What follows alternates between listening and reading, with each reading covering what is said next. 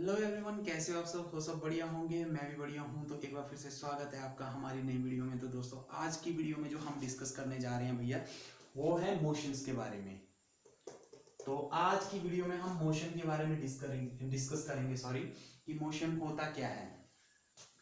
तो अगर मैं मेन इसके की पॉइंट्स समझा दूं कि इसमें हम डिस्कस क्या करने वाले हैं, तो सबसे पहले तो हमें ये पता होना चाहिए कि मोशन होता क्या है, मीन्स इसकी डेफिनेशंस होगी।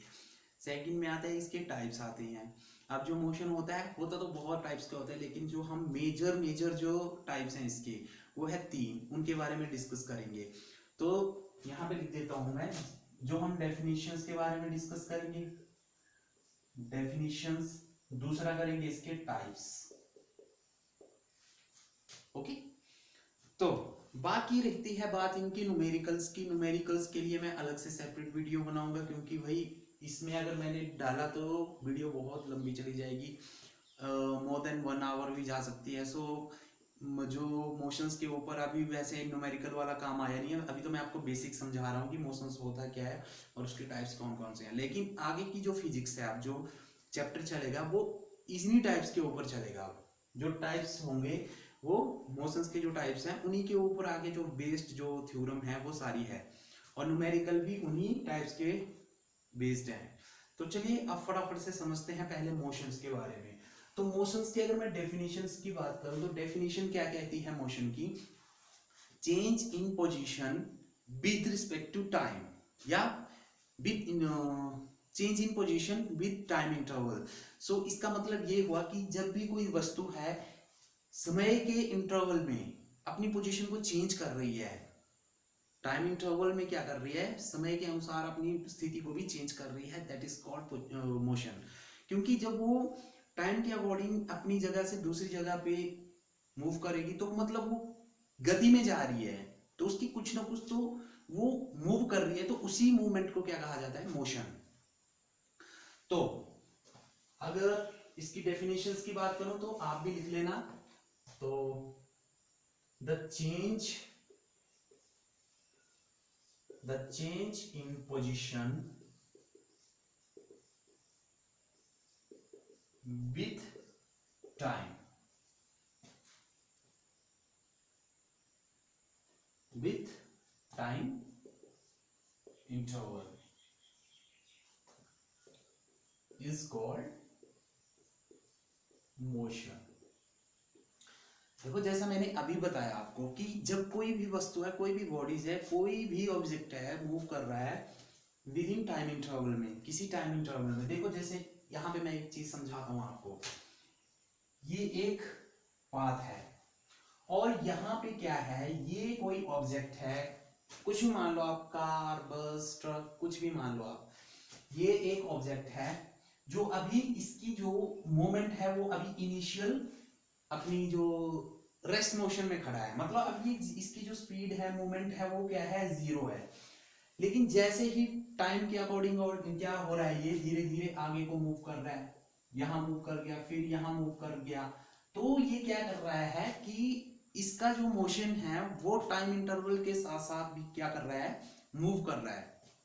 वही यही मूवमेंट है जो यहां से यहां गया, तो वहां के लिए कुछ टाइम था लगा, यहां से फिर यहां पहुंचा तो उसके लिए कुछ और टाइम था। मींस टाइम इंटरवल के दौरान किसी वस्तु का मूवमेंट मोशन कहलाता है।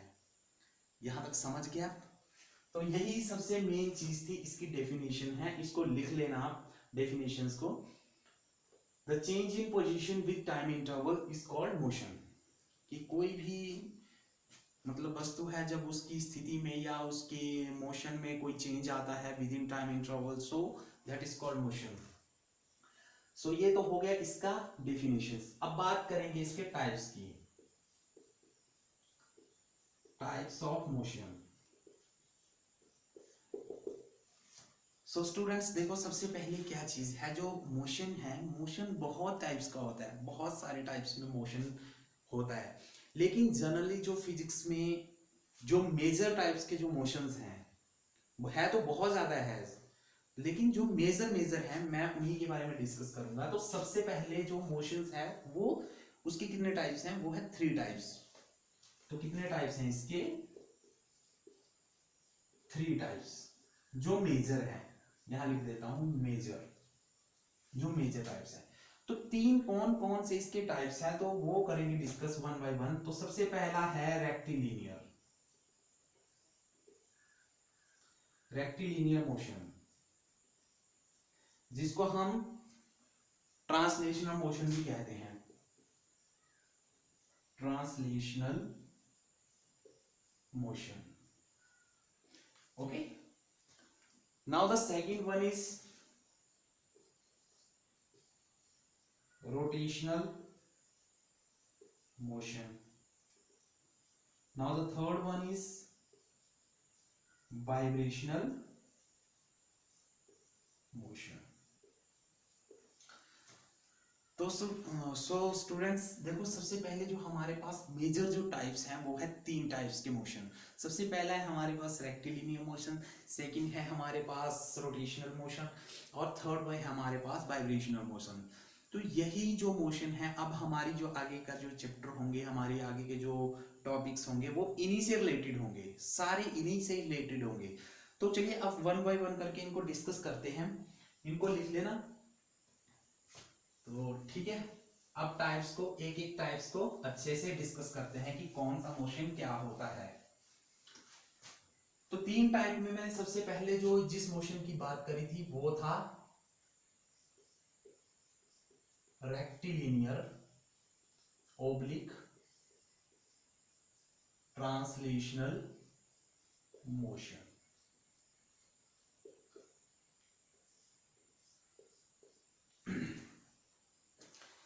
तो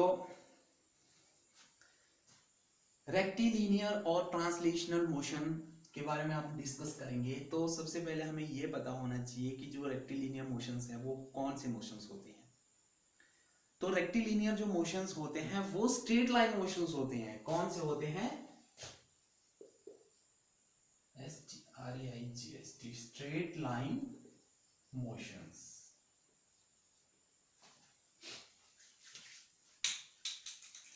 सो अगर मैं इसकी डेफिनेशन की बात करूं तो डेफिनेशंस की बात होगी the motions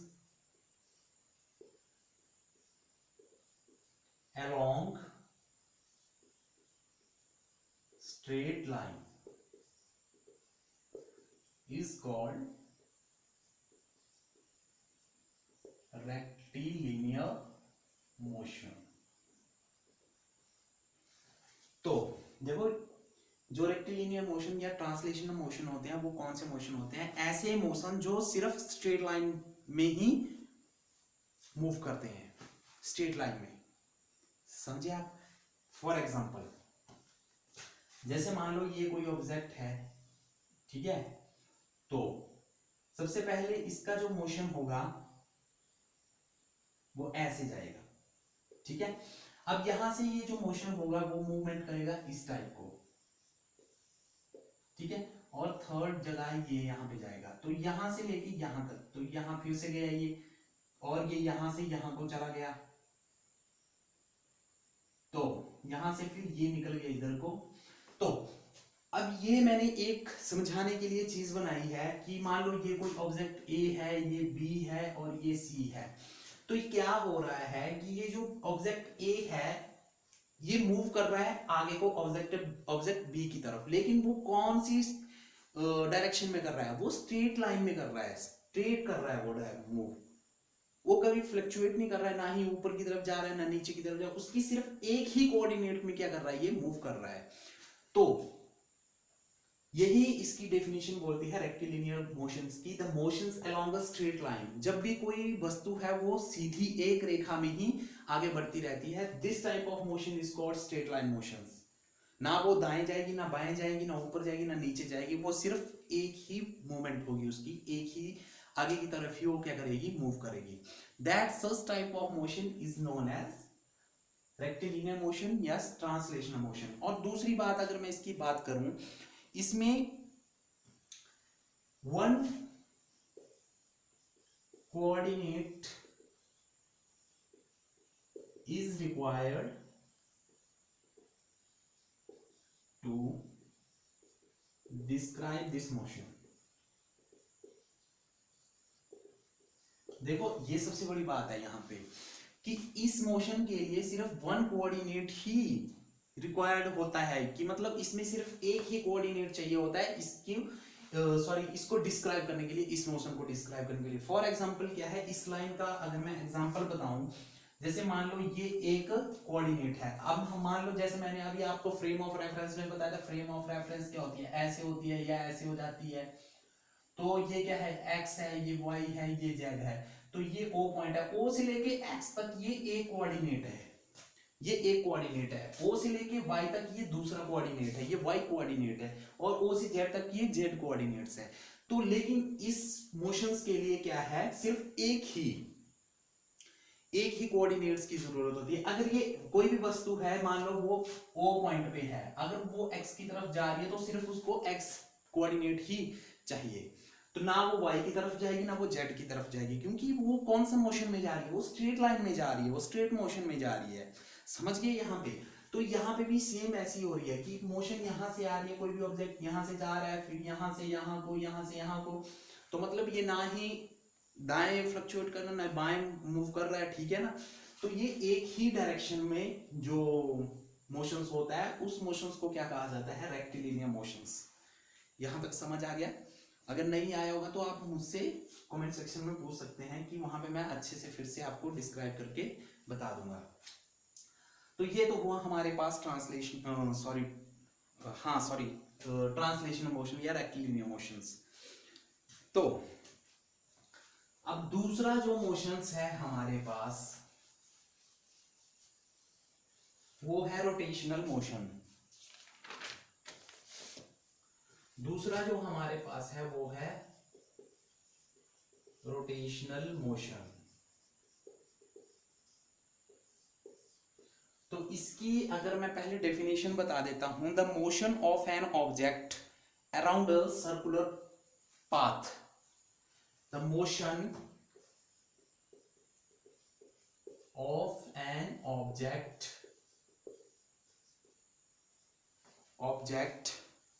around a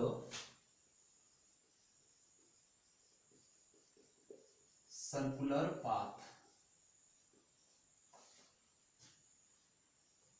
in a fixed orbit,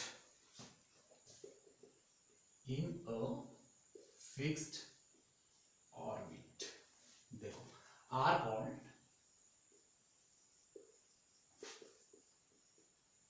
rotational motion। तो इस डेफिनेशन को आप लिख लो। तो इसको लिखने के बाद देखो, इसको अगर आसानी से समझे हम, जो रोटेशनल मोशन है, रोटेशन से आपको पता है कि कौन सा मोशन जो गोल गोल घूमता रहता है, गोल गोल घूमता रहता है। तो इसकी डेफिनेशन बोलती है मोशन ऑफ एन ऑब्जेक्ट, किसी ऑब्जेक्ट का मोशन, ऐसा मोशन जो सर्कुलर पाथ में क्या करता रहता है, मूव करता रहता है, सर्कुलर पाथ में मूव करता रहता है। मींस अगर मैं एक एग्जांपल लूं, फैन देखा हुआ है आपने, जो आपके भी नॉर्मली घरों में लगे होते हैं, सीलिंग फैंस होते हैं, और जो भी आपके घरों में टेबल फैन या सीलिंग फैन होते हैं। तो जो उनका जो रोटेशनल मोशन है, उनका जो मोशन है वो है ऐसे, जो भी सर्कुलर पाथ में घूमता रहता है, और वो फिक्स्ड एक पॉइंट पे रहता है, उस फिक्स्ड पॉइंट पे वो घूमता रहता है। जैसे मान लो यहां पे मैं आपको एक ये है, एक इसका क्या है, एक्सिस है, किसी ऑब्जेक्ट का एक्सिस है, ऑब्जेक्ट एक्सिस। अब ये जो फैन होगा वो इसके अराउंड ही घूमता रहता है। एक डंडी होती है ना फैन में लगी हुई, जिससे फैन को लटकाया जाता है, that is called axis of the fan. वो आप फैन का एक्सिस समझ सकते हो, वो ऑब्जेक्ट का एक्सिस होता है।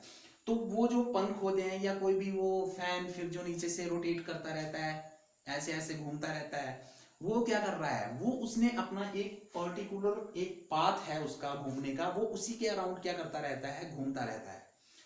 तो ये हो गई इसकी डेफिनेशंस। अगर मैं इसकी बात करूं तो देखो, सबसे पहले मान लो ये कोई ऑब्जेक्ट है, ये भी कोई ऑब्जेक्ट है, ये मेनली ये कोई ऑब्जेक्ट है, तो और ये एक्सिस है, ये क्या है, एक्सिस ऑफ रोटेशंस, इसको बोलेंगे axis of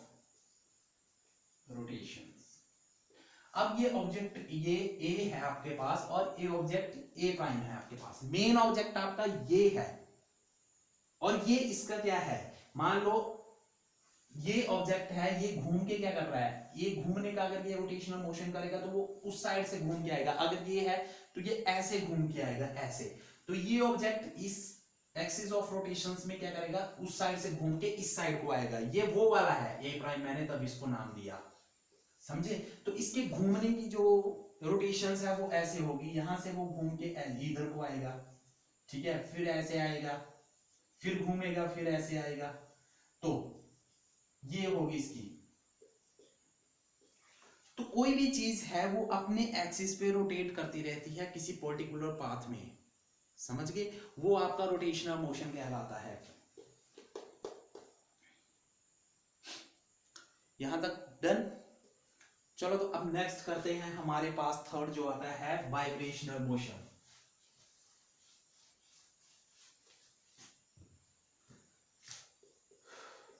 vibrational motion third.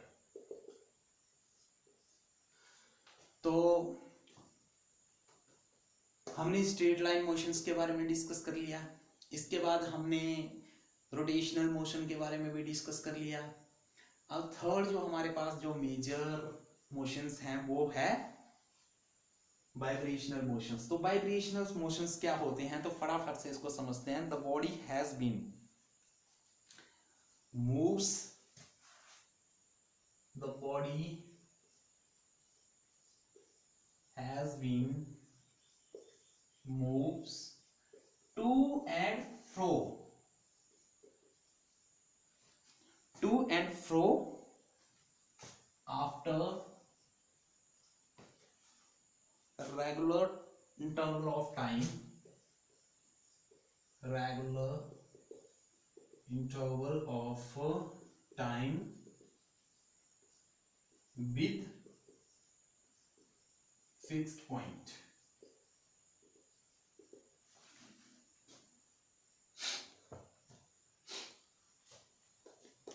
तो इसको लिख लेना।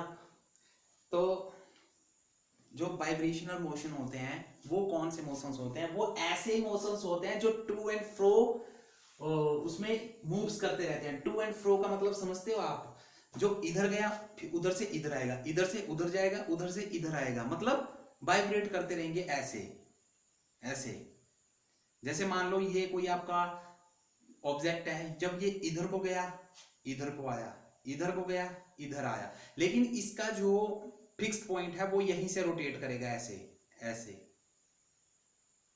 यहां तक समझ आ गया। That such type of motion is known as vibrational motion. इसका सबसे बड़ा जो एग्जांपल होता है हमारा पेंडुलम।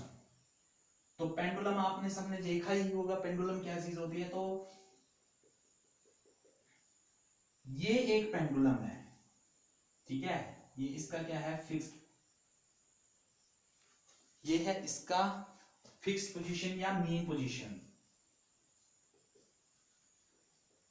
मतलब जब भी आप कभी धागे से किसी बॉल को ऐसे ऐसे करवाओगे तो मतलब वो एक पेंडुलम ही बन जाता है। जैसे आपकी वॉल क्लॉक होती है वो ऐसे ऐसे करती रहती है, होती है कभी कभी, अब तो शायद इतनी नहीं चल रही है वो, लेकिन होती थी पहले टाइम में। तो कभी ये देखो, इसका जो पेंडुलम का जो मोशन होगा, कभी इधर को जाएगा कभी इधर को जाएगा। तो इधर जाएगा तो ये इधर को आएगा, इधर जाएगा तो ये इधर को जाएगा, समझ गए। अब पहले तो इसके जाने को इधर जा रहा है ये, ठीक है, पहले ये इधर को जा रहा है यहां से, फिर यहां से भी इधर को जा रहा है, फिर ये इधर को जा रहा है। तो यही जो पोजीशन होते हैं, यही मूवमेंट क्या कहलाती है, to and fro, to and fro. तो ये था हमारे पास जो भी मोशंस के बारे में डिस्कस करने के लिए था इस लेक्चर में। तो हमने आज डिस्कस किया मोशंस की डेफिनेशंस के बारे में, मोशंस को अच्छी तरह से समझा। उसके टाइप्स हैं, पहला है रेक्टिलिनियर ट्रांसलेशनल मोशन, दूसरा है हमारे पास रोटेशनल मोशन, थर्ड वन है हमारे पास वाइब्रेशनल मोशन। तो ये सब है और ये बहुत ही इंपॉर्टेंट है। अब इसके बाद जो मेन जो टॉपिक चलेंगे वो यहाँ से चलेंगे, आप इन टाइप्स के ऊपर चलेंगे आप, ठीक है। तो तो आज के लिए इतना ही। अब जो नेक्स्ट वीडियो में हम डिस्कस करेंगे वो करेंगे मोशंस इन 1 डायमेंशनल, 2 डायमेंशनल, 3 डायमेंशनल में कैसे होते हैं मोशंस।